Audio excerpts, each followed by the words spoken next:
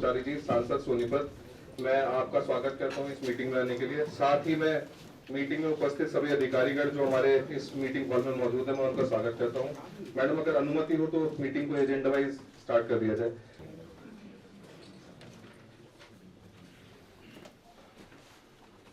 बेटा की पार्टी रहेगी कांग्रेस है। अच्छा, ये नाना नानी की है। बाबू बेटा जितने बीजेपी में लोगों को बका रहे हैं, परिवारवाद की बात करते हैं। माननीय राजनाथ सिंह का बेटा क्या करता है जी? हम हमारे साथी हैं, हमारे साथ एमपी भी रहे। ये क्या इनका नाम, राव इंद्रजीत, उनकी बेटी क्या है? किरण चौधरी की बेटी क्या है? कांग्रेस की आप चर्चा करते हो, परिवारवाद बीजेपी में नहीं। भाई पहला नहीं हुआ करते, झूठे मर्जे इनके तो ताप भी नहीं चढ़ता, बता दिए। बड़ोली कह रहे हैं कि भूपेंद्र हुड्डा बड़ोली बेचारा बड़ा परेशान है, बहुत परेशान है। भूपेंद्र हुड्डा को लेकर स्वागत करेंगे। परेशान है, मैं उसकी क्या बात करूं। वो एक केस में फंस रहा है, धन बल, मशीनरी बल। आपने सुना होगा, चलो आपने अच्छा प्रश्न मुझसे पूछ लिया कि आप हमारे प्रधानमंत्री जी, भारत की सरकार अमेरिका को बड़ी मानते हैं, ठीक है ना। हमारे माननीय प्रधानमंत्री जी के मित्र भी बताते हैं, डोनाल्ड ट्रंप जी। परसों मैंने डोनाल्ड ट्रंप जी का बयान पढ़ा। उन्होंने कहा कि जो कंप्यूटर से वोटिंग होती है ये सही नहीं है। और उन्होंने किसका नाम कोट किया? उनका एलन मस्क का। एलन मस्क के साथ आपने देखा होगा हमारे प्रधानमंत्री जी बैठे हैं। जब एलन मस्क ने ये कहा कि मशीन से नहीं होना चाहिए चुनाव, तो भारत सरकार सारी बात अमेरिका की मानती है। ये क्यों नहीं मानती? ये है दाढ़ में काढ़ा, मशीनों में है गड़बड़। हमारी पार्टी ने अब लोकल बॉडी चुनाव में भी हमने ऑब्जेक्शन किया था। आप एक बात का फर्क देखो, कितना जुल्म हरियाणा के साथ।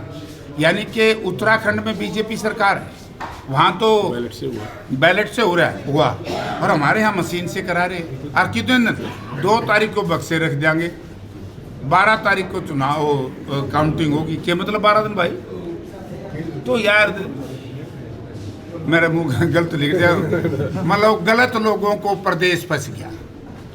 सही मायना ये कोई के मुझे यही नहीं पता, या ब्यूरोक्रेसी इतनी हैवी है जिसकी कोई हद नहीं होती। मैं नहीं कहता ये बीजेपी के सारे एमएलए को बोले हमारे अफसर को सुन दे, मैं बतारी अफसर क्यों सुनेंगे? ऊपर दिल्ली वाला की सुनने में थारी की लोड पड़ेगी। चलो, ये तो कांग्रेस ही थी जिसने जींद का विकास कराया, जिसने हरियाणा का विकास कराया।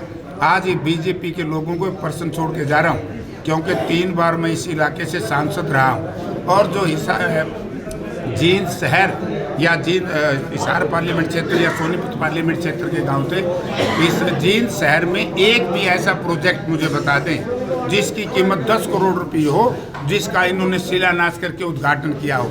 आज से एक्सप्रेस हाईवे हो, आज से शहर में आज मैं निकला, मुझे बड़ी प्रसन्नता हुई कि टाउन हॉल में देखा कैसी फिजा बदली है। ये भी कहते कि बीजेपी आएगा, हमने बदली है। नाम बदलने से काम नहीं चलेगा। एक टाइम में 100 करोड़ रुपए की ग्रांट इस शहर में दी तो चौधरी भूपेंद्र सिंह हुड्डा ने दी, जयप्रकाश सांसद था। या यूनिवर्सिटी बनाई तो चौधरी भूपेंद्र सिंह हुड्डा ने बनाई। महिला पोस्ट ग्रेजुएट कॉलेज बनाया तो हुड्डा साहब की सरकार ने बनाया। और इन नकम्मे हुक्मरानों को हमने कहा था, मेरा असेंबली में मेरी और तकरीर है कि जिस तरीके से भी मेडिकल कॉलेज बना रहे थे, मैंने इनको एक राय दी थी कि भाई एक आप बड़ा, जैसे 200 बेड का हॉस्पिटल तो हमारी हुड्डा साहब सरकार में हमने बनवा दिया था, तो इसको 500 का बनाना है। इसमें एएनएम जीएनएम नर्सिंग कॉलेज उस टाइम हमने मंजूर कराए थे। 6 बरस तो इसका बिजली का कनेक्शन ये नहीं दुआया था कि पार्लियामेंट असेंबली में झगड़े होकर उसका कनेक्शन मिला था। तो हमने कहा था जो हमारा ये पुराना गवर्नमेंट कॉलेज का जो हॉस्टल है, वहाँ एएनएम जीएनएम नर्सिंग का वो बना हॉस्टल, और वहाँ से फुट ओवर ब्रिज बना करके सीधा अस्पताल में था, जो बच्चियाँ रात को जाएँ दिन को जाएँ तो काम करें। इन्होंने काम कुछ नहीं कराया भाई, ये तो नाम बदलने पर लग रहे हैं, तो हमने बुकान पर लग रहे हैं, तो हमने इनकी बुकाई मान लो। सांजाना कि मैं क्या बताऊंगा और को रुसेगा। इनके नाम की रिकमेंडेशन अनुशंसा हमारे विधायकों ने कर दी। हाँ ठीक है, तो पहले भी जा रहा था, अरे टिकट बड़ी मेहनत से लेके आया था और बीजेपी से मिल लिया, हमारा बट्टा बिठवाई दिया। हमारा कैंडिडेट बीजेपी सरदार है त्रिवेणी जी, वो भी बीजेपी। सर महाकुंभ को लेकर आपका क्या वक्तव्य है? यूपी में बहुत बड़ा आयोजन हो रहा है। देखिए, महाकुंभ के बारे में तो इतना ही कहूँगा क्योंकि आस्थाओं से जुड़ा हुआ है, बहुत पवित्र महाकुंभ होता है, इससे हमारी आस्थाएं जुड़ी हुई है। महाकुंभ अच्छी बात है, लेकिन महाकुंभ में जो व्यवस्थाएं होनी चाहिए थी, केंद्र सरकार ने व्यवस्थाएं, क्योंकि प्रदेश और केंद्र सरकार डबल इंजन आपस में लड़ गए और लड़के भिड़ गए, लोग मर गए।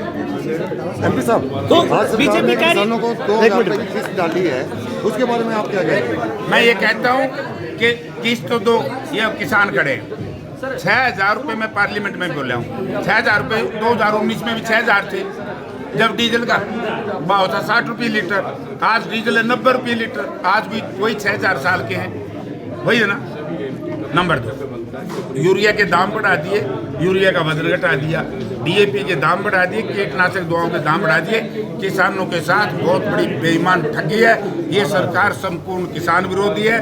और नया नोटिफिकेशन जो मैंने पढ़ा है, अब जनता के बीच में आ जाएगा, किसान के साथ एक दूसरा अन्याय होने जा रहा है। दिशा की मीटिंग में देखो, पहले मुझे नहीं पता क्या होता था, लेकिन मैंने पिछला रिकॉर्ड देखा है, उसमें एमपीज़ का कसूर नहीं होता, इसमें किसी भी पार्टी का हो, लेकिन जो सरकार ने डेवलपमेंट के काम करने चाहिए तो नहीं करे, काम नहीं हो रहे दरअसल नहीं पे।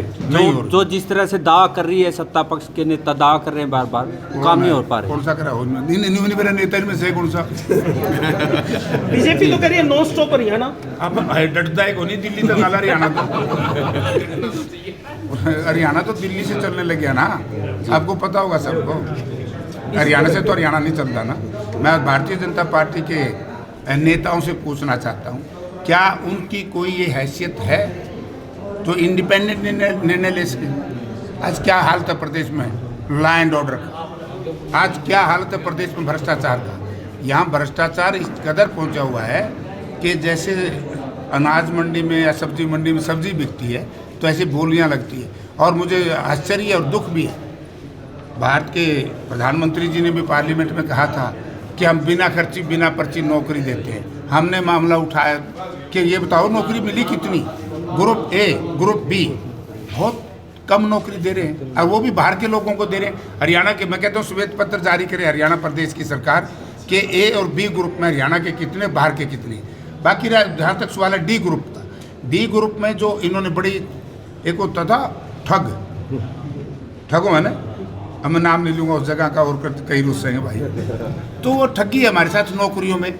इन्होंने एक कानून बनाया जॉब सिक्योरिटी एक्ट, और जॉब सिक्योरिटी एक्ट के बाद डी ग्रुप की इन्होंने अपॉइंटमेंट शुरू कर दी, स्टेशन दिए। आज 3,000 बच्चे बिना स्टेशन के घूम रहे हैं, और HKRN के जो बच्चे उनकी लगे थे वो 5,000 बच्चे हटा दिए। तो जॉब सिक्योरिटी एक्ट का क्या हुआ?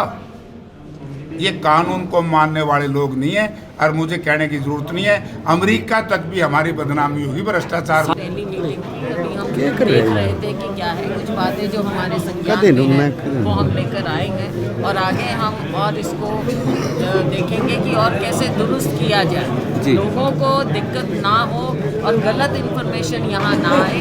इसके लिए भी हम पूरा अफसरों के साथ बातचीत भी करेंगे, और जब कोई चुनाव आता है, आते भी हैं जाते भी हैं, तो ये उसका हरियाणा में केवल वहाँ नहीं, ये तो एक है ही शर्मनाक बात है, लेकिन पूरा हरियाणा जिस तरह से यहाँ पर कानून व्यवस्था बिल्कुल ठप हो गई है, ये हम पहले भी कहते थे, चुनाव से पहले भी कहते थे और अब भी कह रहे हैं, कोई सुधार नहीं हो रहा, क्राइम बढ़ता चला जा रहा है, चाहे वो शहर है चाहे गांव है, हर जगह क्राइम बढ़ रहा है, और ये सरकार इस क्षेत्र में पूरी तरह से नाकाम है।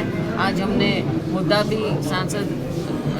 तीनों सांसदों ने उठाया, जो ये नशा बहुत ज़्यादा बढ़ रहा है और उससे भी क्राइम बढ़ता है, इसकी ओर सरकार को सख्ती करनी पड़ेगी। जल्दी हो जाएगा, हम हमारे नए प्रभारी बने हैं और इस पर विशेष ध्यान अब दिया जाएगा। हम कौन होते हैं भाई किसी को बदलने वाले, तो हाईकमान देखती है कब क्या करना है।